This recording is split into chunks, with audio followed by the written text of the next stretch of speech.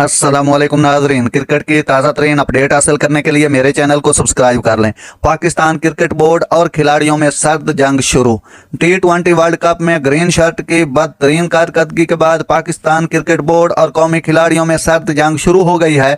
T20 world cup में कौमी team की शर्मनाक कारकर्दगी के बाद चेयरमैन PCB के ऐलान करदा सर्जरी तो शुरू नहीं हुई, लेकिन बोर्ड ने सख्त फैसले लेना शुरू कर दिए हैं।